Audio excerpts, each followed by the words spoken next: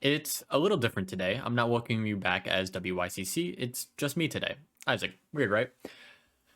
I'm not here to tell you that a political candidate is a fascist, while I still think they are.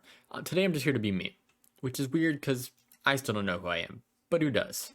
I wanted to do a little mini series, or this may only be one video like this, but I like the idea of explaining my thought process so you can see that I'm not crazy, or even see why I am. When I go into debates with people, I usually try to stand behind the logical conclusion that I've come to, but if I'm going to debate them, either I think there's an extreme flaw in their logic, or maybe I can see their side and I'm more interested in seeing how they found that view and to see why I didn't come to the same conclusion they did. Let me give you two examples. When I'm arguing about Israel, I usually try to never go into thinking I'm automatically correct. Instead, I go into understand their side.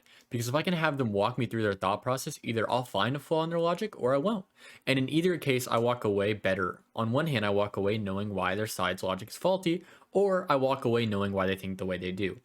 I feel like humanizing the other side is the biggest lost skill of the current culture in politics. I'm pretty bad about this too, but recently I've been trying to make a hard effort to do it. And I'd say if you looked at my previous works like Minar and other debates that I've been on, I've done it pretty well so far. I'm not perfect, but nothing is. I have this weird thing in my brain where maybe I'm a sociopath, maybe I'm a robot, but I have a hard time connecting to the emotional parts of arguments or just people in general. I could be a robot, jury's still out, but it's not like I can't make connections with people. I have friends.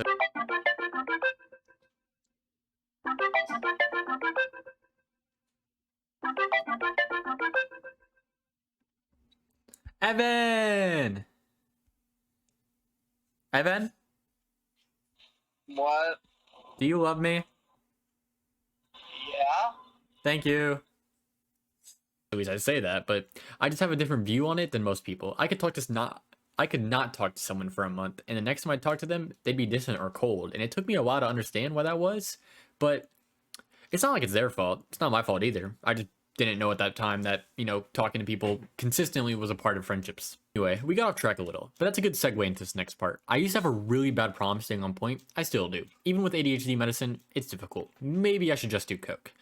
But I used to in arguments let myself get dragged through point by point, and if I made a good point, they just say something to throw me off. Like, look at the shiny object over here. And it took me a while to figure out why that was, or that why it worked so well on me. But I learned that if I could use a notepad while I was talking to someone and not have that seen as insane, usually I could follow their point by point and I'd end up making good arguments throughout. You've seen it recently where when I'm talking with Minar, if he makes 20 points, instead of just stopping him and fighting every point, I'm gonna instead take down notes when he's done and I'm gonna respond to them. I feel like it's a way better way to do it. But I feel like people look at me crazy if I hold a notepad when I talk to people in general, so I'm not looking to do that right now. I think I've done pretty well about recognizing my weaknesses that I've noticed when I talk to people, because I feel like that's probably the best thing you can do. I feel like you're already better than 70% of people if you can figure out where your weaknesses is. There's a reason that a big part of like overcoming problems is admitting you have them, because once you understand where you're weak out, it's very easy to improve from there. You may have noticed I'm using like anecdotes whenever I make a point, but I feel like they're good at showing that point. Another thing I want to focus on when you're arguing with someone is you have to pick up early if they're going into the debate with good faith or bad faith. The worst thing you can do is treat someone entirely in good faith when they are being bad faith the entire time. I'm not saying call them a dick at the start of the debate, but if you're engaging in every question and hypothetical they ask, but when you challenge them on anything, they dodge the question, then you need to realize if you don't hold them to the fire and try to force them to answer it, they never will. Another is establish a main claim pretty early. Usually in a formal debate, they'll have one prepared, but you should attempt to logically walk them through it step by step, because if your claim is something complicated and you're just jumping to your conclusion without setting yourself up, you're going to be fighting every inch of that battle.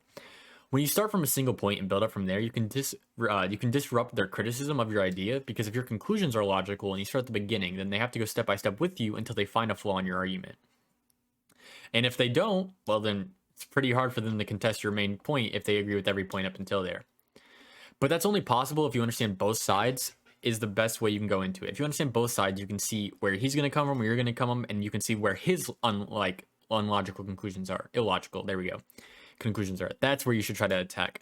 But the less you see people as unrational, the better I feel like it would be to understand them and prepare. Let me clarify that understanding someone's side doesn't mean that you agree with them or even think it's a logical conclusion, but that's your goal, is to attempt to show your logical conclusion, so knowing theirs just helps. I feel like I can make a better point if there was like greenery, so let me go touch some grass. I feel like another big thing to learn is that you can bite the bullet in some situations. I see a lot of people will get trapped into a corner. Instead of just admitting their point, they'll fight in the corner for an hour and look horrible. I've noticed something similar to this, but I'll put it into a hypothetical. Let's say there's someone in an echo chamber and they believe that clowns are killing every single person and every single clown is a murderer, okay? They'll go out and believe that clowns are crazy, clowns are killing people, and even though that's not true, they'll go out and preach that 100% of clowns are murderers, and someone rational will call them out, and the clown preacher will say something like, do you really think that clowns have done no murders? And I'll see time and time again of someone thinking that because this person is crazy, they want to argue this point with them. That, no, clowns have never committed murders. And it's like, why are you arguing this point? This point has nothing to do with the main thing you're here to argue about. You just disagree with the person so much that you're willing to fight them on anything. And so they picked out a claim where they're incredibly strong because obviously a clown has committed a murder in history, okay? And then they'll walk away thinking, wow, people are really crazy. This dude just said that no clown has ever committed a murder. And on the other side, a person will walk away thinking, wow, that dude's crazy. He just said that every single clown has committed a murder. That's crazy. And nothing has been established. No common ground, no nothing. It's so weird when if you just bite the bullet and be like, you're true about this, but you're so wrong about your main claim, you can get to a way better argument. And with that, I'll wrap up our video. You might have noticed the background. It's one of the greatest games of all time, Papers, Please, glory to Estancia. But in our current times, the political world often seems lost. We're more polarized than ever, and it's so easy to create an echo chamber on ourselves, reinforcing our own beliefs without ever listening to opposing viewpoints.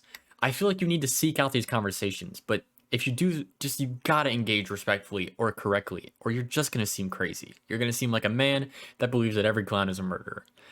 But don't forget that you probably need to take away something in that argument. If you walk away from every argument you have with someone and you don't think you've learned anything, you're probably the crazy one. But with that all in, whoa, the background changed. Is that a debate coming out on April 12th? Is Israel apartheid with Isaac and Manar? Oh my God.